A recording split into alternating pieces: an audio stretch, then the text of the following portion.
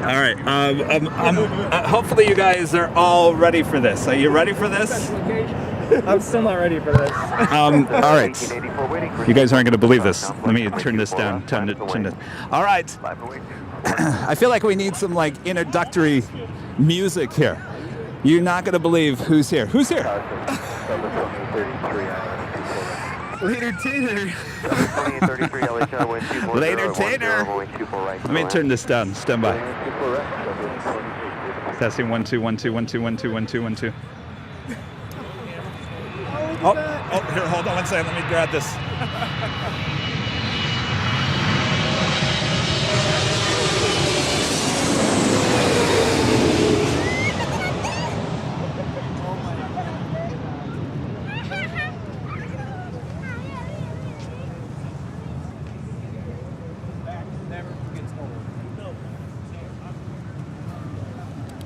That was Speedbird 21 Bravo coming in from London Heathrow on a 777-300ER as my voice is shaking right now.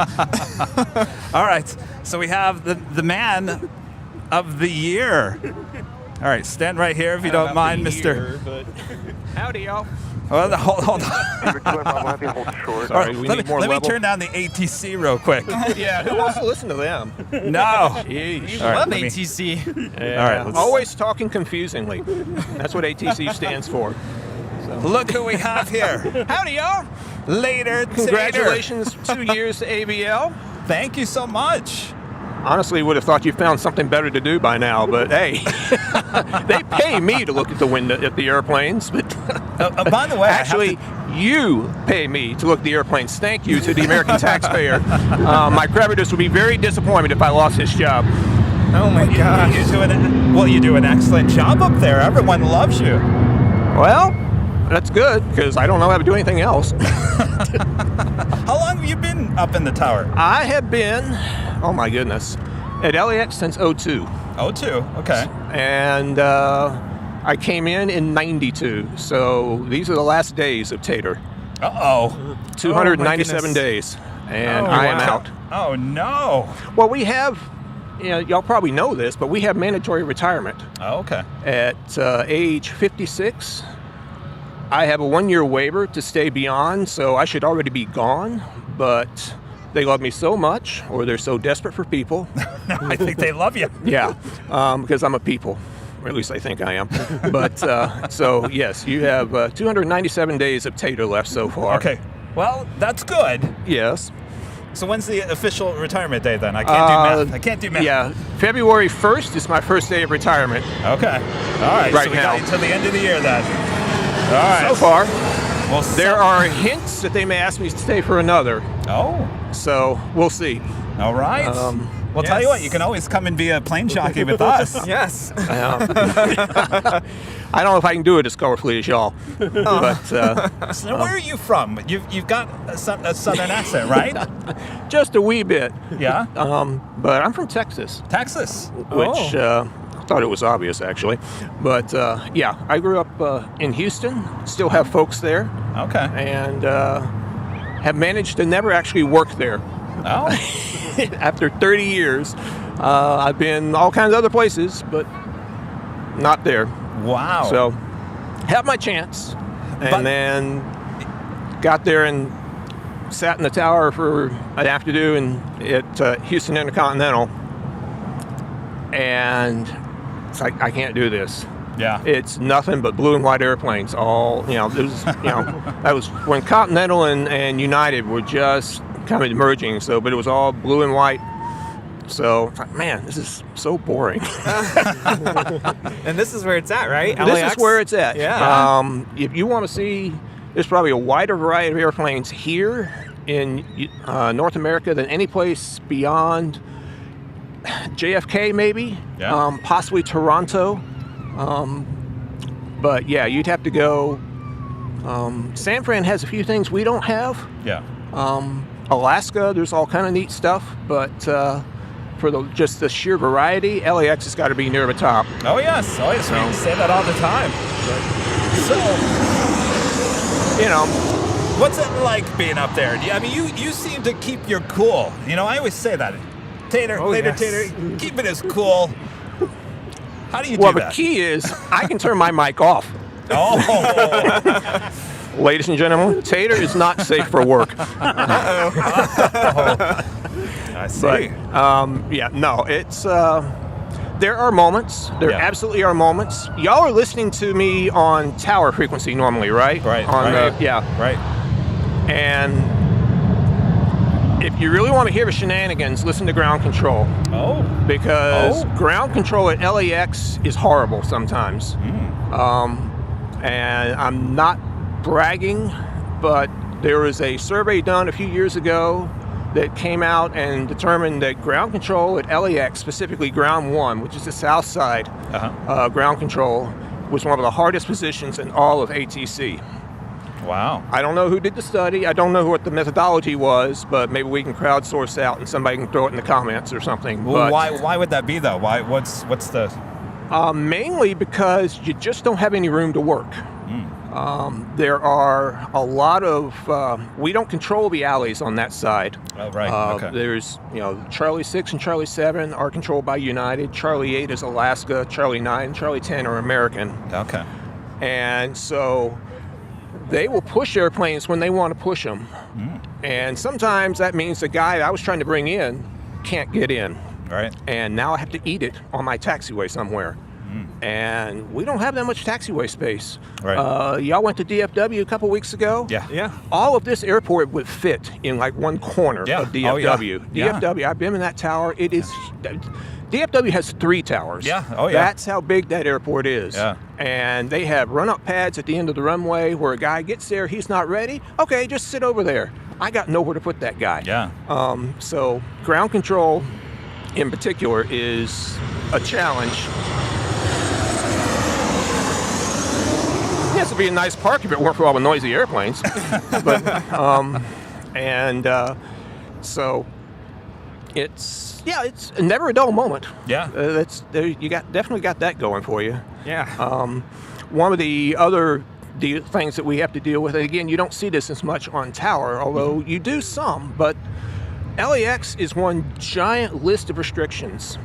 There are named pretty much any airplane bigger than the 737 or a 321, and there's something I can't do with that airplane. 380, of course, is the worst. Really? It's horrible. I thank goodness we only get like a half dozen of them. That's a good point. Yeah. Can I since Sure. we're talking about the A380, one of the most questions that we get is Why don't do they go to the south side? South? You know exactly Yes. what I'm asking. Well, stay tuned, boys and girls, because later this year, we're going to have runway closures on the north side behind us here, and there will be more 380s on the south side okay. because we're going to have alternating closures of the 24s because they're revamping the taxiways.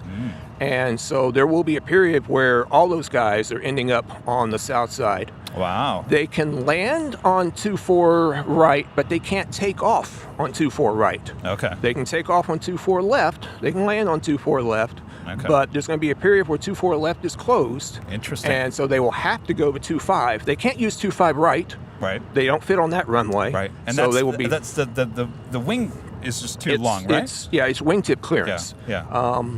And so, they'll be on 25 left. So you'll see them come across, and they'll have to go down taxiway Alpha because that's the only way to get them there. Interesting. I mean, back in the day, it seems like if you look at some old videos of LAX, it seems like the majority of the A380s were landing and taking off on the south side. Was that it just recently that they kind of moved more toward the north? The issue, and it's changed over the years because of the restrictions and the way they've remapped where they park. Okay. But 25 left is the widest runway. Right. Of the 4 we have, it's 200 feet wide. The others are all 150. Okay. So ideally, they would be on that runway. The issue is once they land on 25 left, they are blocking something until they get to the gate. Right. If they land on 25 left and end up on the center taxiway hotel, they now have blocked both runways. Okay. So you really, really don't want to put a 380 or a 747-800 on taxiway hotel in between the runways. Right. Now they can hold on one of the 90 degrees facing due north or due south, essentially. Okay. And they're blocking the runway behind them, but you can still use the runway in front of them. Okay. That's great until the next arrival shows up. And so, well, and you'll see this a lot over here, where you'll see sometimes we'll put a 380 on the runway on 24 left, and then it sits there, and it sits there, and it sits there, and it's like, is he going to go? And the challenge is that I can't have anybody holding in between the runways while he rolls. So if he's sitting there and you see somebody pass overhead landing on 24 right, that airplane cannot exit until the 380 is gone, or 380 has to wait until that guy has exited 24 right and crossed 24 left. Okay. So yeah, it's a thing. That's why sometimes you'll also see us push the 380 all the way down to the end. He'll go down to Bravo Bravo, the very last taxiway, 2 miles away. Right. Because if he comes off at the one that everybody likes, which is Alpha Alpha, that's the diagonal. Right. He then blocks both runways. Okay. I can't launch in front of him. I can't land behind him.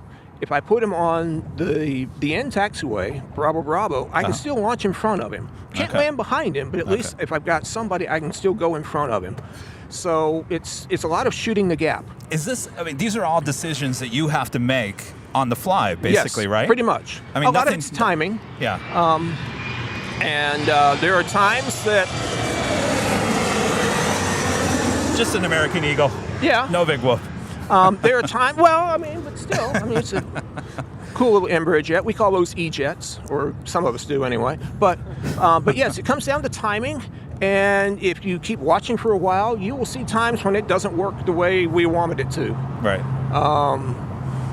There will be times where, you know, like I had it the other day, we cleared the 380 for takeoff on 24 left, and he sat there and he reads back, clear for takeoff, and I watched. It was 30 seconds before he started to move. Oh, wait, what date was that? I think that was last week. It might have been. Yeah, I think I got that. But I think I commented and said, "Oh, later, Tater," and you're not happy. And actually, that might be the day that 24 right was closed. Yes. KLM. Yes. That was actually not a 380. That was KLM. It was like because there was a United Dreamliner eating them up. But it happens with the 380s also, where you say clear for takeoff, they read back clear for takeoff, and then you wait, and you wait. And you wait. That's right. And sometimes you're dying 1,000 deaths waiting for that airplane to move.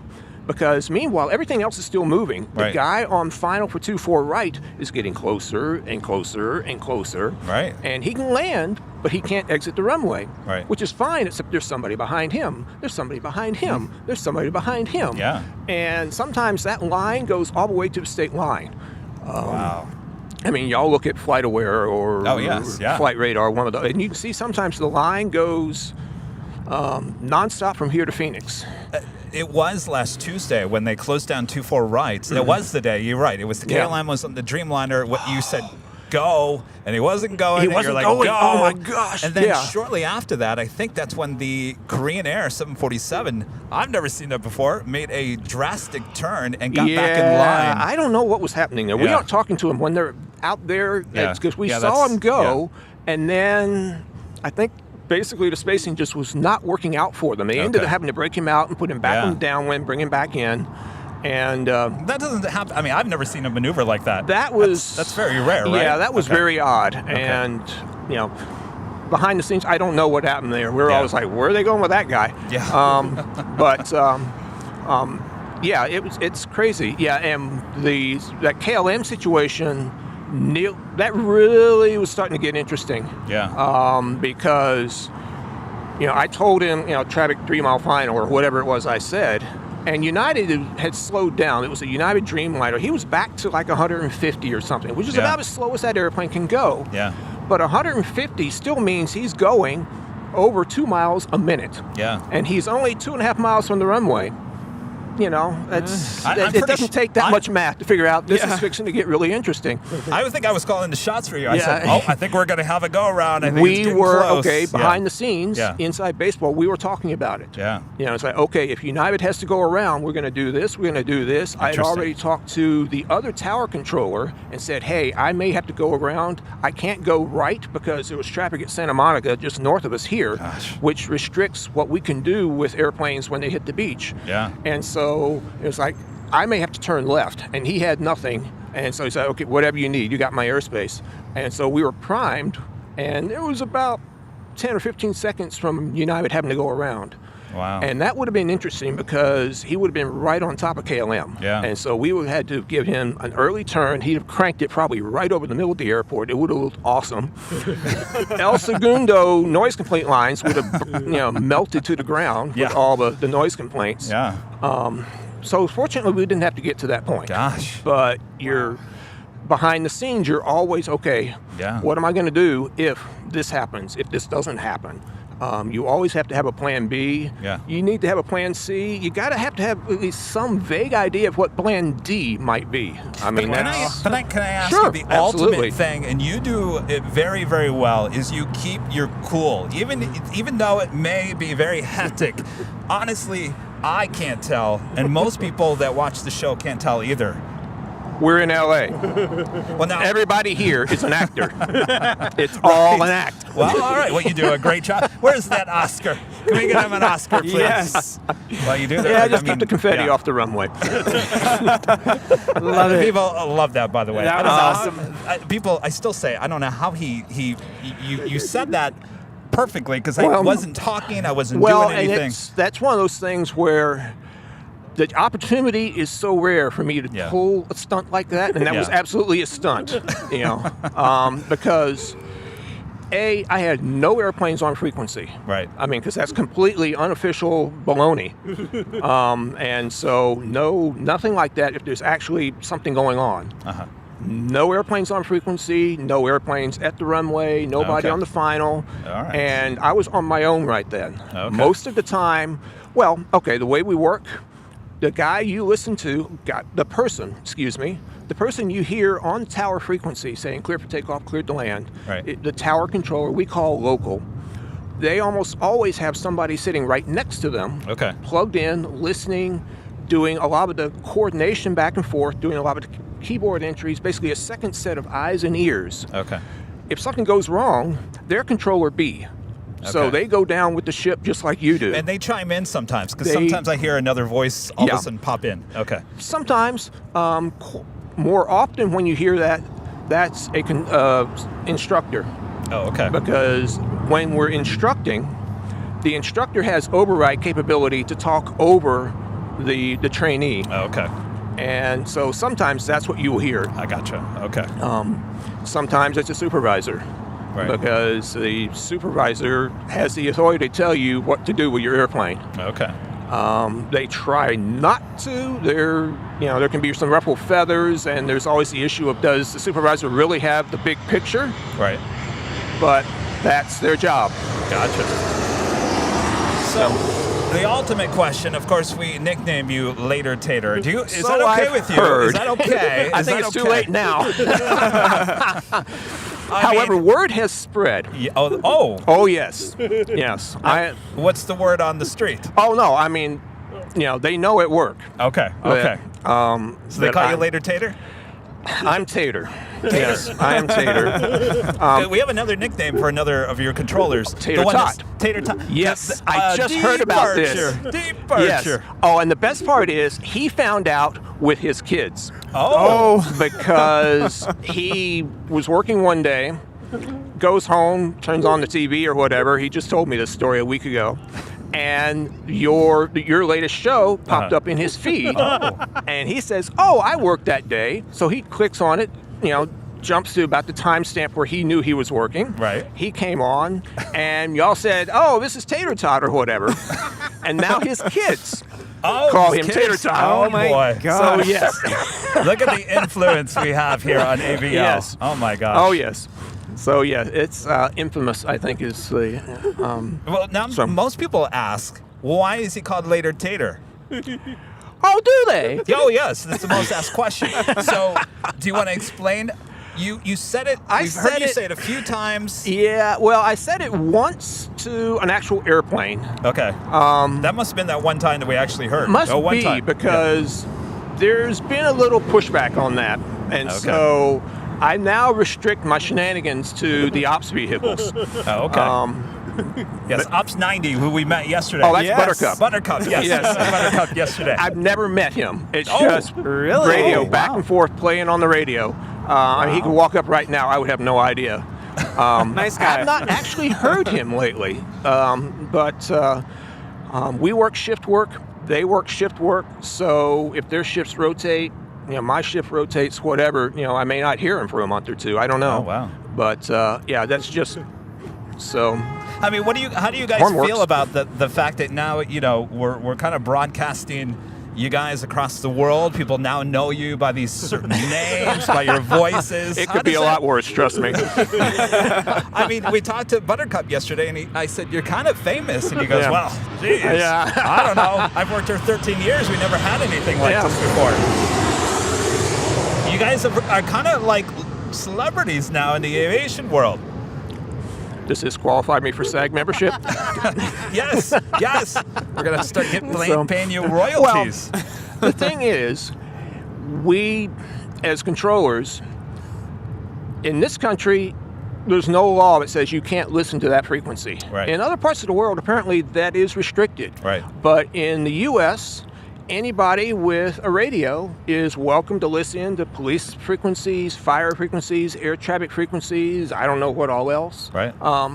And so that always has to be sort of in the back of your mind, and periodically we're reminded that you don't know who's listening. Right. Because, there's the planes you're talking to, and then there's anybody, everybody. Millions of other people. It could well be. Yeah. And so, that's something worth remembering from time to time, just because it's sort of a check and a balance. Yeah. I mean, but you guys are celebs. You're celebs, at least here on AVL. Well, that's great to know. So, well, thank you very much. And everyone loves it when you're, what is it? Do one of your lines. Let's say it's Air one France. Of my lines. Air France. Oh, it's Air au revoir, France. y'all. Au revoir, y'all. Yeah. Love it. Which is about the sum total of French that I speak, that I can say with an open microphone. So, yeah, I sound like a polyglot. I don't speak any languages. I barely speak English. So that's how I feel too. Well, and there are some languages that I have learned not to touch. So you will never hear me attempt that with one of the Asian carriers. Yeah. Because the Asian languages, and I'm grossly stereotyping and generalizing here, so my apologies to those of you in that part of the world, but those languages work very differently. Yes. And my mouth just doesn't do that. Yeah, I tried doing that yesterday and I got corrected. I'm like, I'm done saying goodbye to Asiana. It's all in the inflection. Yeah. It really is. And you can be trying to say good day and you just told somebody about his mother. So, yes, that's true. Yeah, I don't. Yeah. So, and it's all in fun. It's in fun. Yeah. And that's about the limit of it because, there's as an air traffic controller, we have a whole book of what we can say and how we're supposed to say it and when we're supposed to say it. You'll find none of that. Of why, y'all, not in that book. Yeah. Well, yeah. Nowhere. Sometimes I comment and say, I bet you those pilots had no idea what y'all. Probably not. But we love listening to you up there. Thank you. If I'm on the north side and you're on the south side, we'll just leave the ATC on the wherever side you're on, and we'll just leave it up. So. Well, thank you. I think. Absolute legend here at LAX. Well, LATER TATER. Congratulations to ABL. 2 years of streaming. 2 years. That's amazing. Yes, absolutely. Because there are other streamers I hear, and I don't think any of them have been at it for 2 years. No. So, y'all, you've definitely got it going. Thank you. So, well, thank you so much. Thank you. Wow. My gosh. Good to meet everybody. We got to get you on the podcast. They want to hear you on the podcast. Yes. Yes. Okay. So we'll have to do that. We'll have to talk offline about that. Sounds good. So, all righty. right. Well, thanks so much for stopping by. Oh, it's been awesome. Y'all, we'll see y'all. LATER TATER. Oh, wow. Yeah. All right. Thank you very much. Y'all have a good day. My gosh. All right. Let me shake your hand. Oh, you also brought us some gifts. Oh, yeah. Well, there you go. Oh, sprinkles. There you go. Sprinkles Special, cupcakes. Look at those. Anniversary cupcakes. Oh, thank you so There's much. some candles, too. Wow. With the wind. Good luck. Excellent.